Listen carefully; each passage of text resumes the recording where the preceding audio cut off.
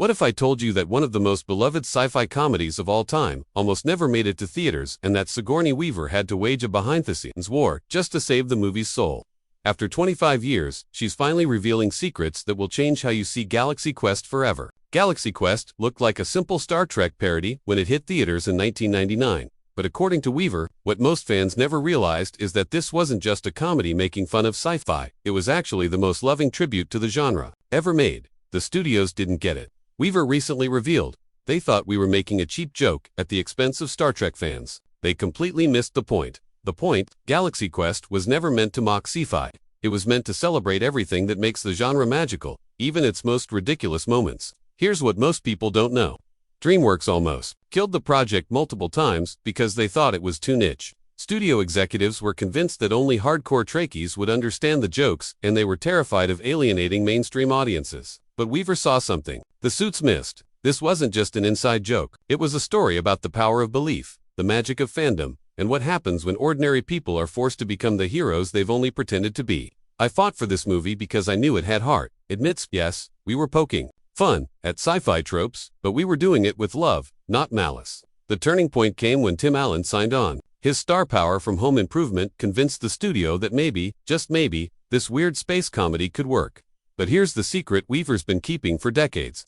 She had to fight tooth and nail to save the movie's most important scene. You know, the one where her character, Gwen DeMarco, completely loses it and screams about the chomper scene. DreamWorks wanted to cut it. They thought it was too over the top, too silly, and didn't fit the movie's tone. But Weaver knew better. That scene wasn't just comedy. She reveals it was the heart of the entire film. Gwen's breakdown represented every actor who's ever felt trapped by a role.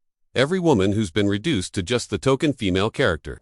Weaver fought to keep that scene because she understood something the studio didn't. Galaxy Quest wasn't really about space adventures. It was about people, real people, dealing with being typecast, struggling with faded careers, and discovering that sometimes the roles that seem to limit us can actually set us free. When Gwen screams, "I have one job on this lousy ship," she's speaking for every actress who's ever been given nothing but exposition to read. Explains, here's what Weaver says.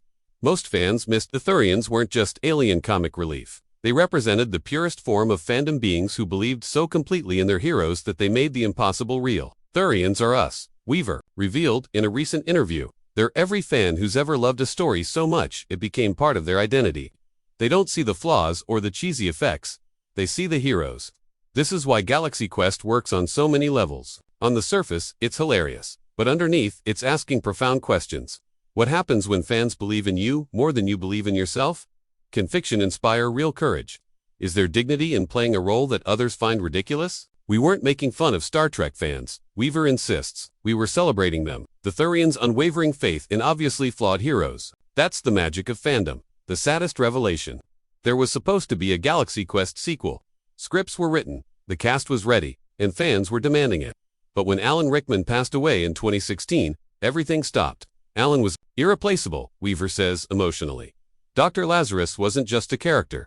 He was Alan's perfect blend of classically trained gravitas and self-deprecating humor. Without him, it wouldn't be Galaxy Quest. The sequel that never was would have explored the aftermath of the crew's real space adventure. How do you return to normal life after saving an alien civilization? How do you go back to fan conventions when you've actually lived the adventure? 25 years later, Sigourney Weaver's revelations show us that Galaxy Quest was always more than meets the eye. It wasn't just a parody. It was a love letter, not just to Star Trek, but to every fan who's ever believed in something bigger than themselves. The real magic, Weaver concludes, isn't in the special effects or the space battles.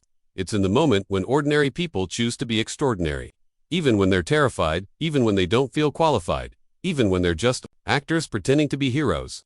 Maybe that's why Galaxy Quest endures. In a world full of cynicism, it dared to suggest that believing in heroes, even fictional ones, can make us heroic too. What do you think? Did you catch these deeper meanings when you first watched Galaxy Quest? Or does Sigourney Weaver's revelation change how you see this sci-fi classic? Let me know in the comments. And don't forget to subscribe for more behind-the-scenes Hollywood secrets.